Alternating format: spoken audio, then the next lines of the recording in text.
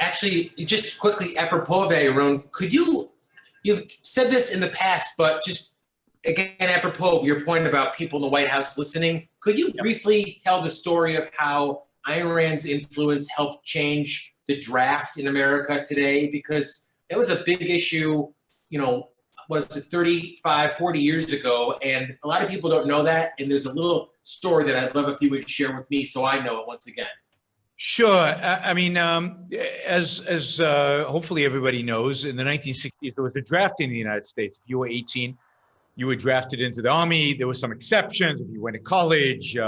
But when you graduated from college, theoretically, you could be drafted. I don't know the details, but there was a draft. The Vietnam War was not fought with a volunteer army like the wars are today, but it was fought with an army of conscripted adults, conscripted young men and women.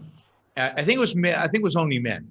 But Ayn Rand opposed the draft from the beginning. I mean, she considered the draft to be evil.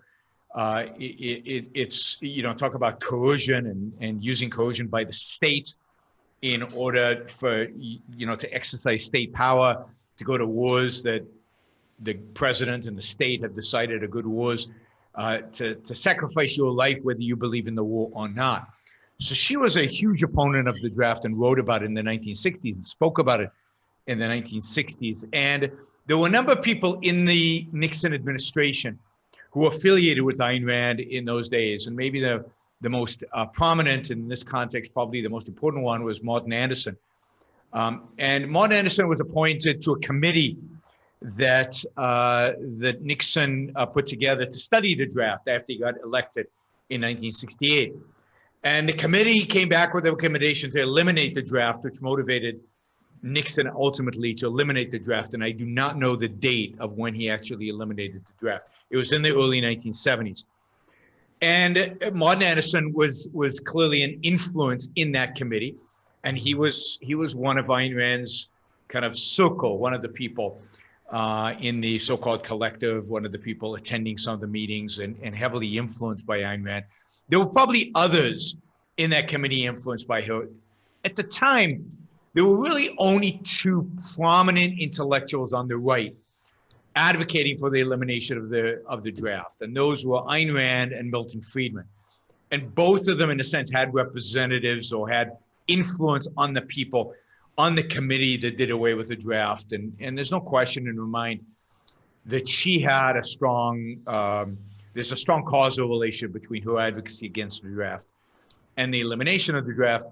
I think her and Milton Friedman were probably the two most important public intellectuals in the 1960s and 70s advocating for individual rights and pro-capitalist positions, even though, of course, she was much more principled and much more consistent in those positions.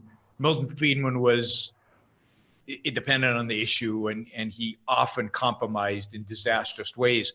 Indeed, both of them probably made, the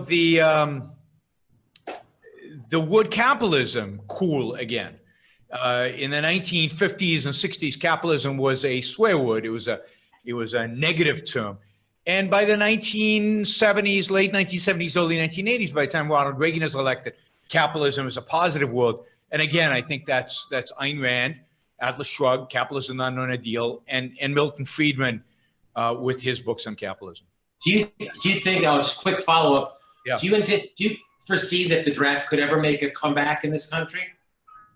Yeah, I do. Maybe not quite as a draft, but there's been a lot of talk both on the right and the left about public service, about taking teenagers 18 and having you either join the military or do some kind of public service for a year or two. George Bush supported this. I'd be shocked if Donald Trump doesn't support it.